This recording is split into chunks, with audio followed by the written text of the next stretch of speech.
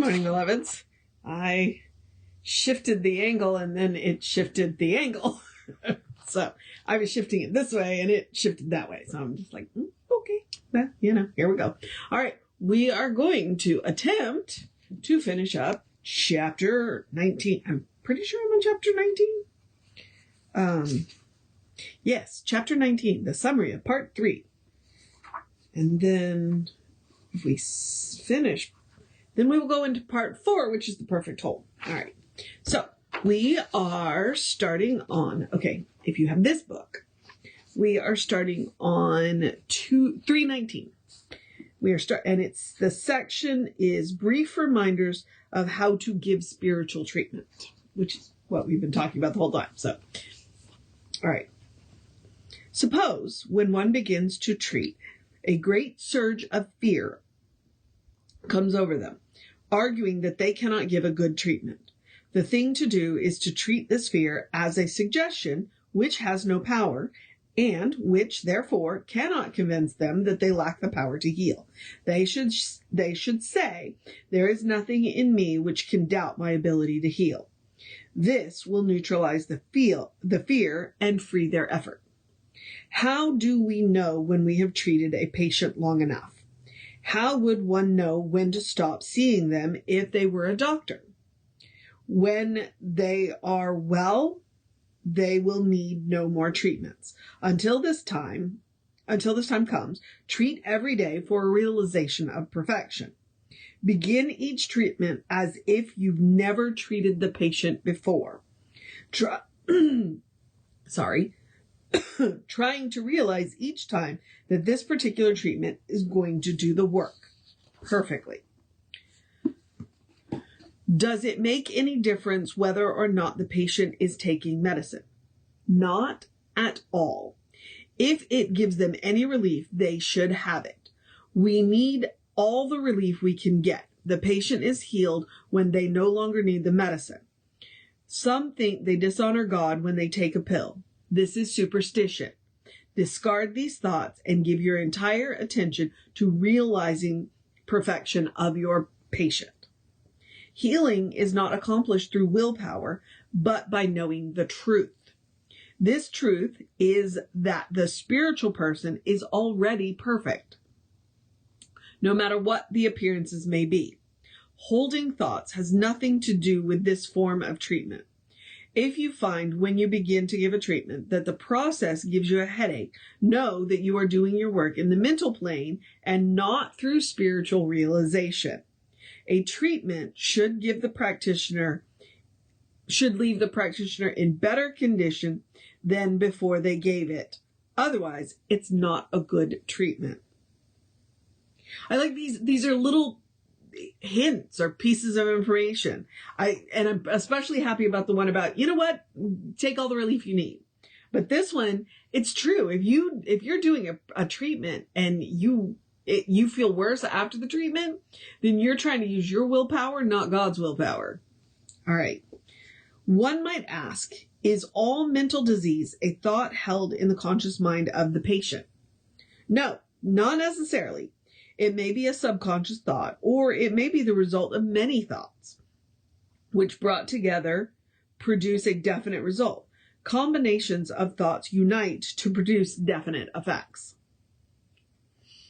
Limitation and poverty are not things, but are the result of restricted ways of thinking. We are surrounded by a subjective intelligence which receives the impress of our thought and acts upon it. This natural law in the mental world is neither good nor bad. It can only be said that it is, and that we may consciously use it. The law is a law of reflection, for life is a mirror, reflecting to us as conditions the images of our thinking. Whatever one thinks tends to take form and become a part of their experience. The medium of all thought is the universal mind, acting as law. Law is always impersonal, neutral, receptive, and reactive. Kind of like electricity. It's neither good nor bad. It's the use we make of it. All right. A sense of separation from good causes us to feel restricted, while a sense of our unity with good changes the currents of causation and brings a happier condition into the experience. Everything in the physical universe is an effect and exists only by the virtue of some invisible cause. People's indivisibility, kind of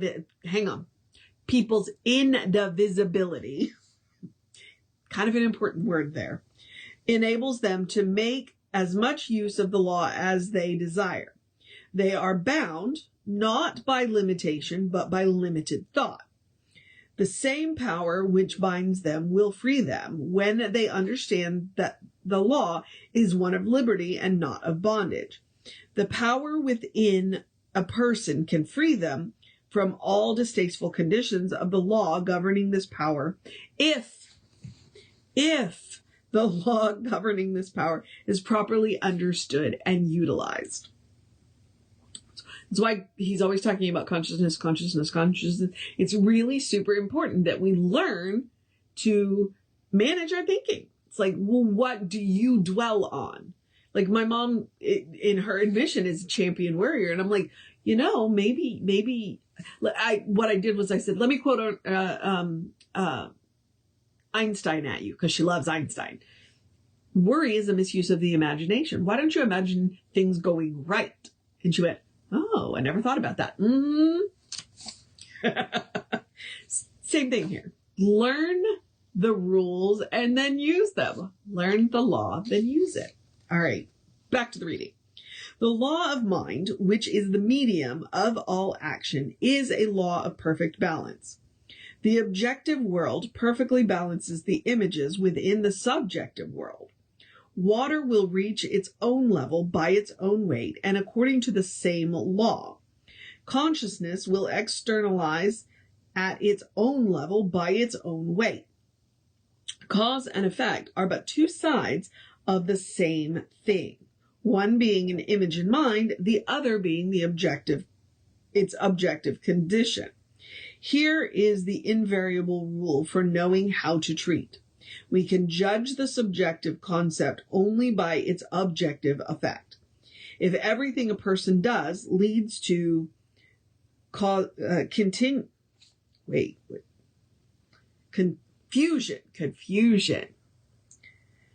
we should treat to know that they are poised.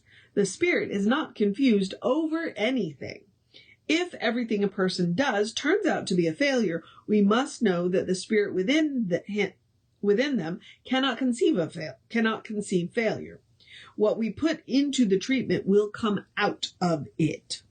More than we appear to put into it can come out of it, but not a different type.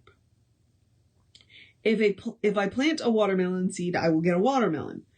But I will get a number of melons, and they will have a lot of seeds, which can produce more melons. Oh, okay. So the thought is multiplicity, but never division. Treatment is a definite, conscious, concrete thing. There is intention in treatment, and there should be a definite acceptance. Okay.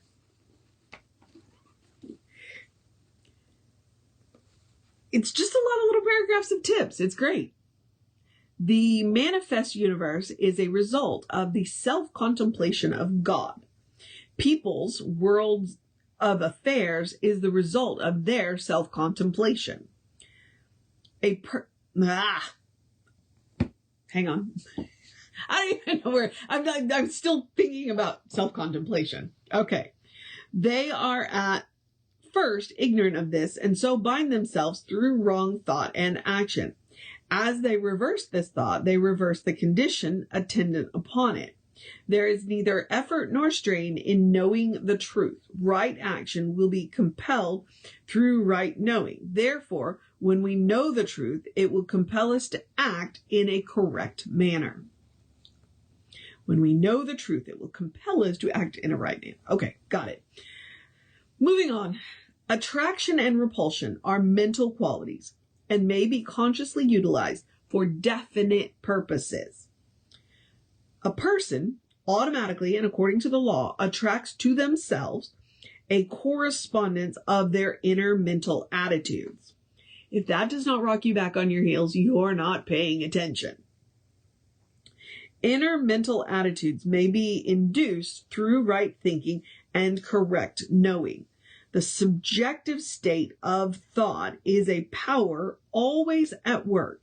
It is the result of the sum total of all beliefs, consciously and unconsciously held. Let me repeat that again because it's really, really important. The subjective state of mind, the subjective state of thought is a power always at work. It is the result of the sum total of all beliefs, conscious and unconsciously held. The subjective state of thought may be consciously changed through right mental action. The conscious thought controls the subconscious, and in its turn, the subconscious controls the conditions. That's why we talk about weeding our garden, weeding our thoughts, thinking about what it is that, what is it that, like when you drift off and daydream, are they good or are they scary? That's something to think about. When you imagine things like my example with my mom, she's a champion warrior. Well, why not imagine things going right? That will consciously work on your subconscious. All right. Since the law is mental, one must believe in it in order to have it work affirmatively for them. But it is always working according to their belief, whether they are conscious of this truth or not. Demonstrations take place through the field of the one universal mind. We set the power in motion. The law produces the effect. We plant the seed. The law produces the plant, which is another way of saying we're responsible for the what. We are not responsible for the how. You want melons? Plant melons. You want pumpkins? Plant pumpkins. The law will deliver to you what you plant in it. You want prosperity? Plant prosperity. You want poverty? Plant poverty. Nobody wants that. Why would you do that? All right. We got 3 paragraphs left. One should never allow themselves to think of or talk about limitation or poverty. Life is a mirror and will reflect back to the thinker what they think into it. The more spiritual the thought, the higher its manifestation. Spiritual thought means an absolute belief in and a reliance upon truth. This is both natural and normal. We're allowed to have spiritual thoughts. All is love, and yet all is law. Love is the impelling force, and law executes the will of love. A person is a center of God consciousness in the great whole. They cannot deface their real being, but may hinder the whole from coming into complete expression through their life. Turning to the one with a complete abandonment and in absolute trust, they will find that they are already saved, healed, and prospered. And it's a little scary, right? Complete abandonment. Like to say, not my will, but thy will be done. It's like, what am I letting myself into? Well, probably a pretty amazing experience. Okay, last paragraph, and then we are wrapping this up. There is one infinite mind from which all things come. This mind is through, in, and around people. It is the only mind there is, and every time a person thinks, they use it. There is one infinite spirit, and every time a person says, I am, they proclaim it. There is one infinite substance, and every time a person moves, they move in it. There is one infinite law, and every time a person thinks, they set this law in motion. There is one infinite God, and every time a person speaks to this God, they receive a direct answer. One. One. One.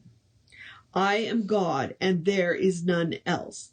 There is one limitless life, which returns to the thinker exactly what they think into it. One.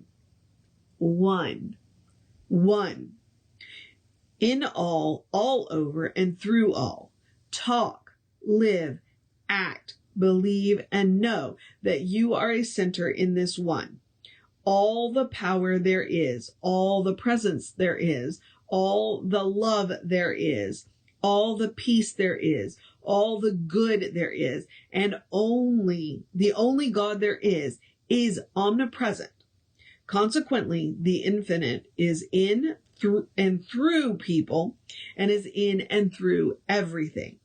Act as though I am, and I will be. And that finishes up part 3. Well, that finishes chapter 19 and finishes up part 3. So we will start tomorrow, which is the 4th of July, and I am still going to get up and do this. My partner has to work, so I get to cuddle with the cats and do whatever it is that I'm going to do. And so I will do this, and we will start part 4, The Perfect Whole. I will also catch up because I'm a little behind on the YouTube channel. I've had a couple of really heavy days at work, so like not at night. I'm like I'm out. So, all right. So, just a little bit of housekeeping. We are Creative Life Spiritual Center, Creative Life Spark. I'm the running Rev Ryan on the social medias that I am on. An easy way that you can support the center is to engage with our social media. Go like, subscribe, follow, share, comment, on the stuff that we post, because it bumps us in the algorithms, and we think we have good stuff to share. We try and post light, bright, uplifting, enlightening, helpful stuff. You know, we really do want the world to be a better place. So that's one way that you can support us. And if you would like information about the center, there's 2 ways to get that. 1, creativelife.org. That's the website. And then 2, there's a constant contact email. You get 1 email a week, and the hot links are hot. If it says click here now, it'll take you right to the information or the person that can help you get it. So that email is info@creativelife.org. That is the constant contact email. All right. Now I'm going to encourage you to have a great day, a wondrous day, a fantastic day, a magical day, an enchanted day, a wonderful day, an awesome day, an amazing day. I'll get ready for the fireworks day.